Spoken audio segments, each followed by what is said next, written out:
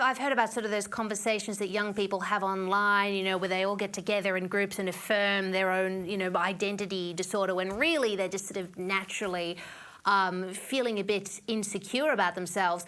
Do you think those people pushing this stuff are projecting it on other people to make themselves feel better about their own decisions? Yeah, I think so. I think it's, it's like a sunk cost fallacy. Once you're invested in something, you want other people to, you want to make sure that that thing gets bigger. Because the problem with this is if you're wrong, you are so catastrophically wrong.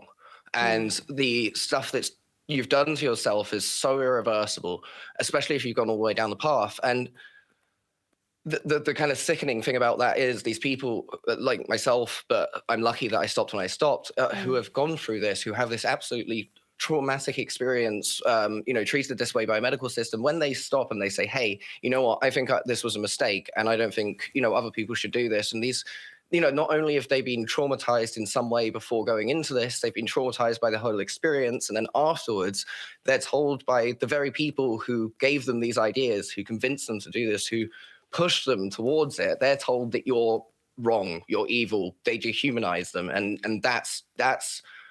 it's like a cult. It's disgusting. Yes, and what's frightening about it now, well, certainly in my opinion, is that we have this, modes of mass communication, so people can just get together and, across swathes of countries and kind of tennis ball it all back together. And look, you mentioned your experience. Your experience is an interesting one. You're 29 now, so you're still pretty young. You've been married before. You were married 10 years. It was a difficult marriage, to say the least. You wrote a very you wrote a lengthy and a very brave post you wrote on Medium about your relationship with your ex-wife. And what I found interesting is that you said she used to use very emasculating insults towards you. And, not long after that, you started to think, well, I'm trans and I should be a woman.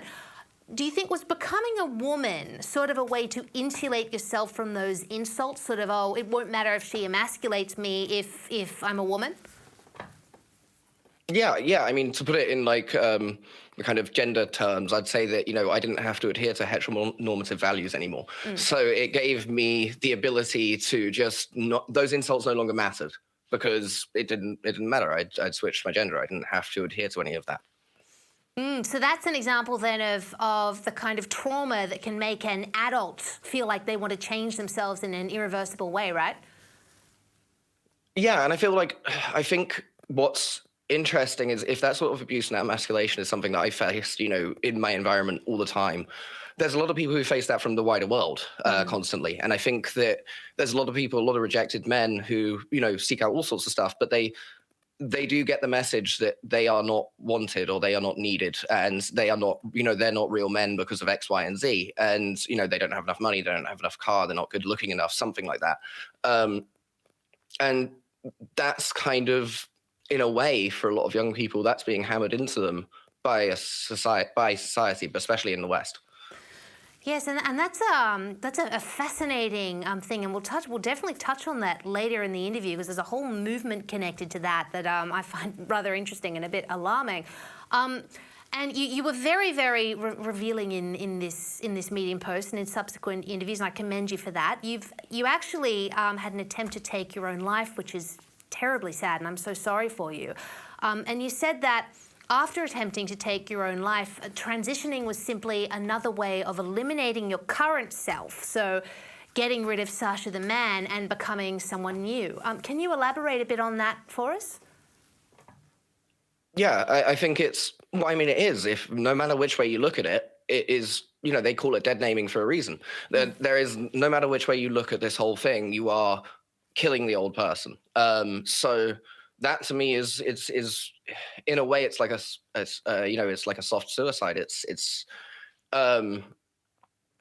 I think that's exactly what it is. Gosh, I find it so fascinating, and this is what's ignored. I think this is all what's ignored, isn't it, by trans activists who push these sorts of transitions onto young people. It's a zero-sum game. You're trans, and it's sort of wonderfully ideological and lovely, but it can often be something very different from that, can't it? Yeah, I think it's I think it's kind of a symptom, not a diagnosis in some respects.